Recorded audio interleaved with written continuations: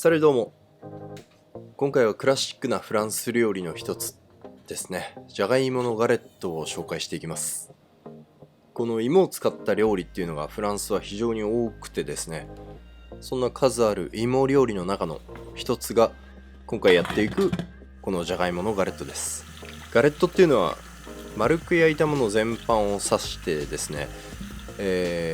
なんだろうな、こうよく知ってるやつだとブルターニュ地方のそば粉のクレープですね。あれもガレットって言いますね。あれもというか基本的にあれをガレットと言うんですけど、今回みたいにじゃがいもを丸く焼いてもガレットって言うんですよね。これね、ちょっとね、最初なかなかこう受け入れがたい事実だと思うんですけど、そこはもう時間に解決してもらうしかないですよね。昔フランスにいた頃も結構よく作ってたんですけど、実際はというかよくやるパターンはこうじゃがいもをねしりしりさせて、それをフライパンに敷き詰めるのがオーソドックスだと僕は思うんですけど、今回やっていくのはこのスライサーを使って、薄くスライスしてそれをフライパンに敷き詰めていくっていう、そういうやり方になりますかね。でこの時ね、やっぱり一番注意したいのはこの指をね、このスライサーでチョンパしちゃう可能性があるっていうところですから、ちょっとねこう高さがなくなってきたらこうフォークとかねに切り替えて、フォークでこう先っちょ刺して、それでね最後こうギリギリまで擦っていくと怪我をする可能性がね極端に減るんじゃないかと思います。極端にというかね、これで怪我されてもなかなか困る話なんで、困っちゃいますよね。はい、それでね、ある程度こうスライスできたと思うんで、そしたら、ナツメグとクミンもしあれば、ナツメグはね結構あるお家あると思うんで、クミンはないよってねいう方もきっといると思うんですよね。なので、もしね私んちちょうどナツメグあるわ、そしてクミンもあるわ、そんな人はねぜひこれじゃがいもに振りかけてください。あとお塩で下味をしておきます。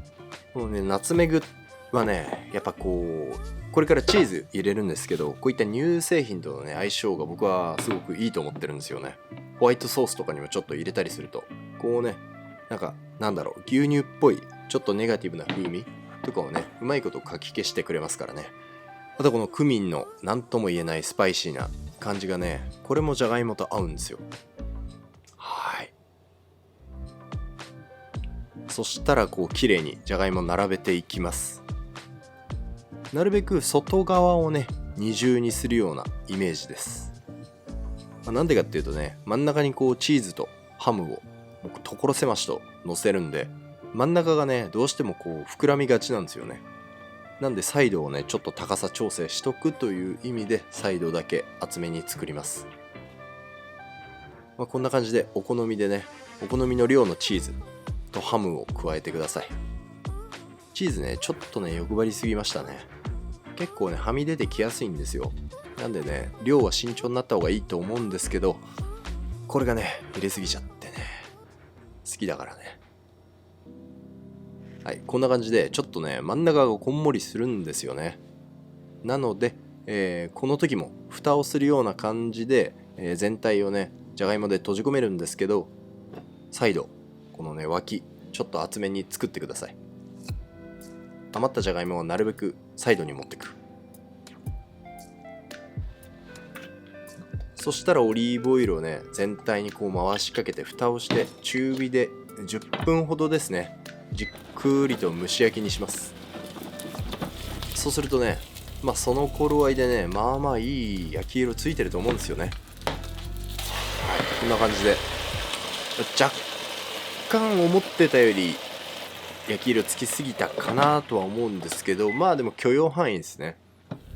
裏側は行き過ぎないように気をつければいいかなっていう感じです。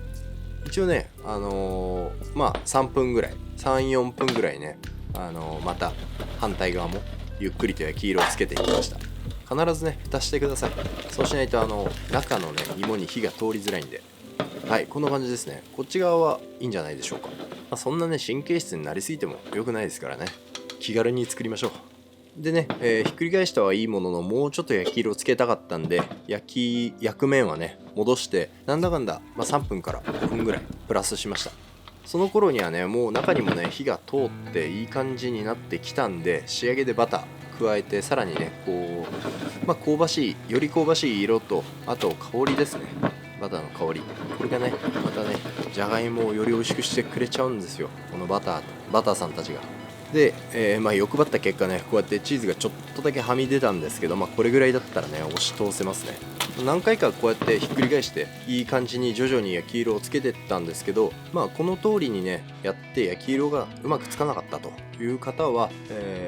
焼く時間伸ばしたり火力をね少し調整したりと、若干ねこうその人のお家のね火力とのね相性ありますからね、プラスして焼いたり、もしくはもうちょっと短く焼いたりと、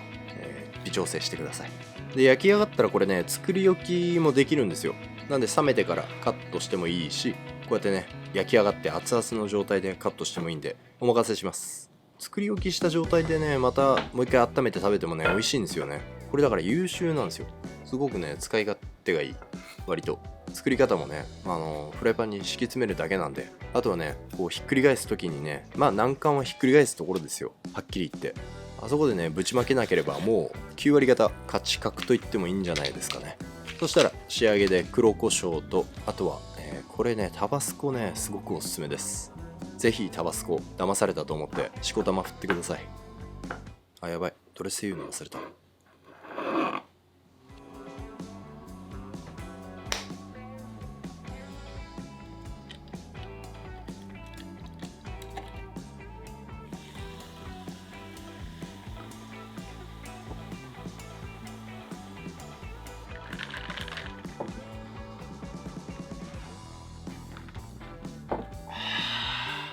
幸せすぎる。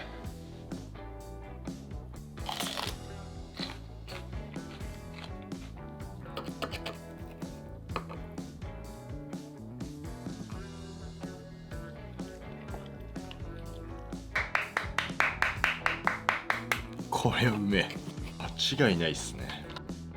この両面クリスピーに焼いてる香ばしさが最高にお芋をうまくしてます。うまっ。いやこれうまいわ。下味でクミンとなんだっけ忘れた、思い出した。下味でクミンとナツメグのスパイス少し効かせてるんで、これがねやっぱチーズと相性いいっすね。ナツメグが特にこう乳製品の香りをより良くしてくれる感じが僕はするんでね、ナツメグがいい感じで、クミンのスパイシーさっていうのもね十分にこれアクセントになってるんで、タバスコのアクセントが憎いわ。タバスコおかわりしたい。ハイボールうまっ。これはもう危険すぎるわ、このおつまみは。おつまみ？お酒のあて？うまっ。というわけでハムとチーズを使ったじゃがいものガレットでした。冷蔵庫にある余り物で簡単にできると思うんで、ぜひ参考にしてみてください。それじゃまた次回の動画でお会いしましょう。